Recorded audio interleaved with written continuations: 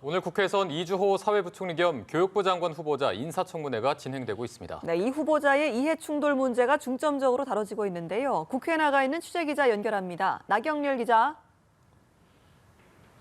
네, 이주호 교육부 장관 후보자 인사청문회가 오전 10시부터 진행되고 있습니다. 이 후보자는 만 5세 입학 논란으로 박순애 전 장관이 자진 사퇴한 지 52일 만에 지명됐는데요. 여당은 후보자의 정책 역량과 도덕성을 검증해보자는 입장인 반면 야당은 자격 미달이라고 주장하고 있습니다. 민주당은 후보자의 이해충돌 문제를 집중 부각하고 있습니다. 이 후보자가 이사장을 맡았던 아시아교육협회에 특정 사교육업체가 기부금과 후원금을 낸 사실이 드러났다는 겁니다. 또 이명박 정부 때 교육과기술부 장관으로 재직할 당시 자신의 딸에게 장학금을 준 기업에 장관상을 줬다는 논란도 제기됐습니다.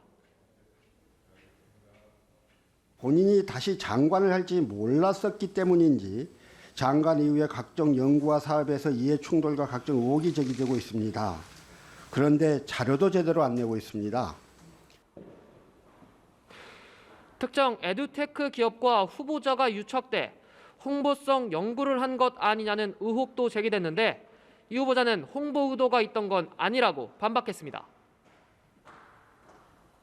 그 에듀텍 기기라는 것이 각 기기마다 다 특징이 틀립니다. 그래서 연구자로서는 이 특정 기기가 어떤 만족도가 있는지 어떤 또 부분에서 부족한지를 아는 것이 중요하거든요. 정책 질의에서 이 후보자는 이명박 정부 시절 자신이 시행했던 고교 다양화 정책이 고교 서열화로 이어지는 부작용이 있었다고 인정하며 사과하기도 했습니다. 네, 여야 소식도 알아보겠습니다. 국민의힘과 민주당 지도부 모두 지역에서 지도부 회의를 열었다고요. 네, 그렇습니다. 먼저 국민의힘 지도부는 충남 지역을 찾았습니다. 정진석 비대위원장은 충남 천안에서 현장 비대위 회의를 열었는데요. 지역 현장을 매주 방문하는 걸 원칙으로 지역 현안 해결에 노력하겠다고 했습니다. 당원과의 만남도 있었는데 이준석 전 대표와의 가처분 소송전을 끝낸 여당이 본격적으로 지역을 돌며 지지층 결집에 나선 모습입니다. 민주당 지도부는 대형 화재로 큰 피해가 발생한 대구 매천시장을 찾았습니다. 이재명 대표는 여야정 초당적인 협력기구를 만들어 함께 민생을 챙겨나가자고 제안했는데요.